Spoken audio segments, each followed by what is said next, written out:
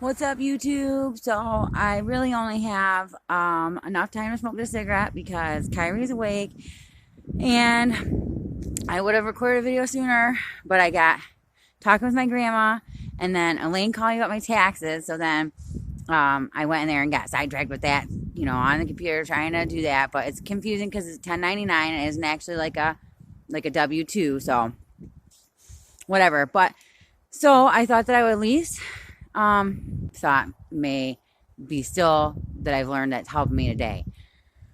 So that really is the one question that stood out to me, out of these questions that I got asked. But I think the thing that I learned most about myself during my time in Southwest Detroit is that I can adapt to like any situation. I feel like I was really unprepared for the situation of being in Detroit. When me and Mike first started going down there, we had an apartment in Dearborn, and we just traveled down there to get some heroin to bring home to snort it. I mean, that was what we were doing. We weren't going out there and running the streets or anything. And when we first came down there, people thought we were cops because he dressed nice with like button-down shirts, and I guess I was dressing sort of nice. I don't know, but it just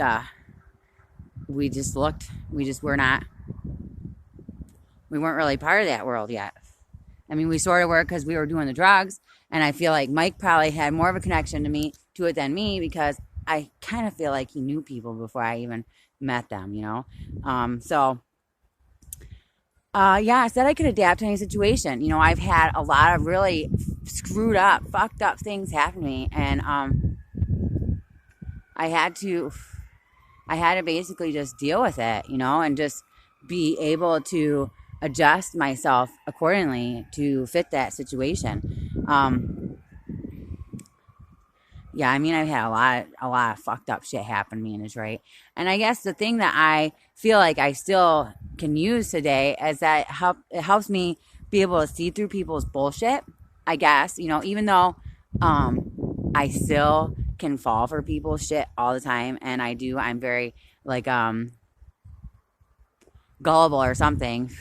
I mean, I feel like I went into it with like a child's eyes, even though I was an adult and I had some shit happen to me in my growing up and everything, and I had been, made aware of certain things. I just didn't really know what I was going into, what I was getting myself into. And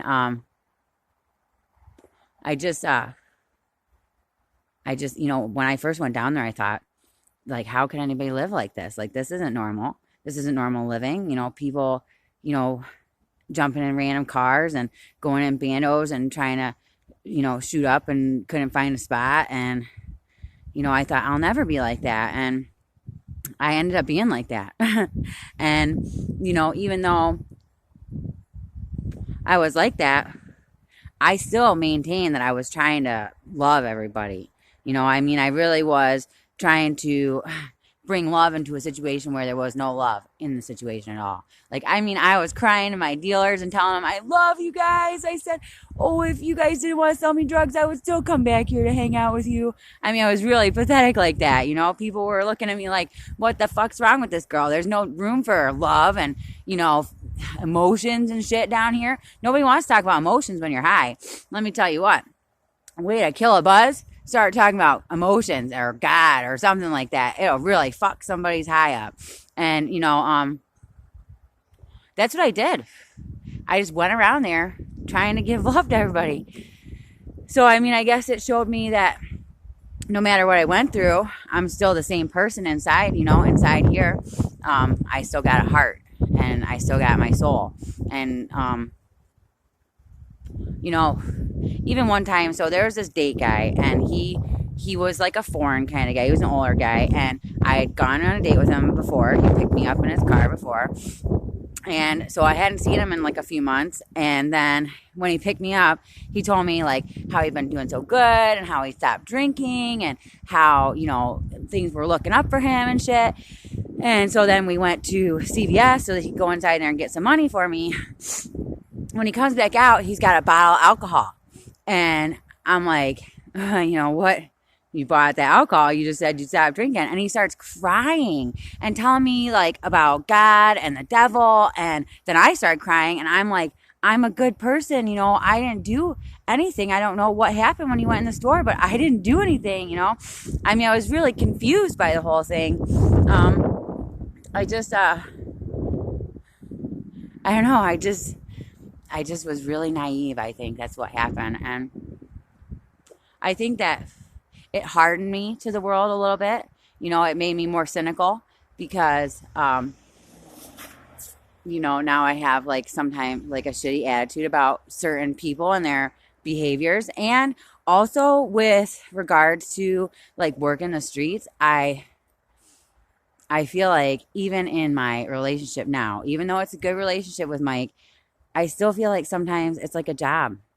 And I don't want it to be like that because, it's not like that. It's like a loving relationship. There's nothing about him that's a date. Mm, it's not a job at all. And so, I don't know. That's what I think I've learned. I learned that, you know, about myself, that I'm very resilient, that I'm still a good person, um, that I can adapt easily. I mean, when I was in Wayne County Jail, I mean, I was really out of place there, I thought. But I really started becoming like, tight with the officers, and I don't know, just I had like a little crew in there and everything. And that was fun for me, it was actually a good time. And I I feel like, you know, I don't really know. I don't exactly know. I mean, I feel like that's what I learned about myself.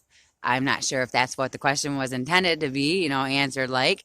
But I mean, I hope that maybe it helped somebody or maybe they understood more. I mean, because I don't know, because when I was down in Detroit, I felt like I was alone. But then in so many situations where I felt like I was alone, some terrible thing would happen and my life would be spared. So honestly, I really wasn't alone ever. I always had somebody or God watching over me. Um, And I remember one time being so scared for my life, and I was laying in between these houses, and they were real houses. People were living in them.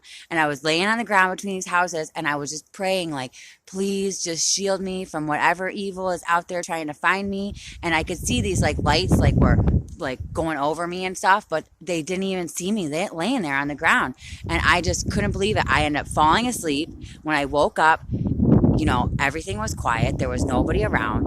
And then Mike was outside and he was like, "What are you doing?" And I said, "I was trying to find you, and, all this shit happened.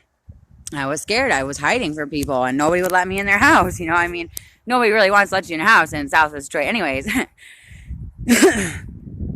But, I really was never alone. Even when I felt like I was alone, even when I felt like just so miserable because I just wanted to get off the drugs, but then I was still using the drugs, and I felt like nobody cared. Obviously I thought my family didn't care. I thought, I'm done for in this. I'm going to be here for the rest of my life. I'm going to die here. And I survived. And that makes me, so that's something else I learned about myself. I'm a survivor, because I fought through that shit, and I mean, I gave into that stuff, and I fought my way back out of it.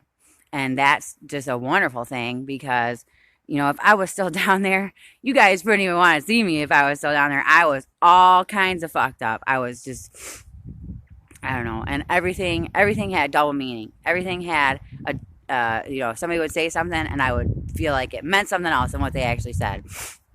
And I don't know, it was just crazy. So yeah, I guess that's really the answer to the question, what I learned about myself and if I still use that today.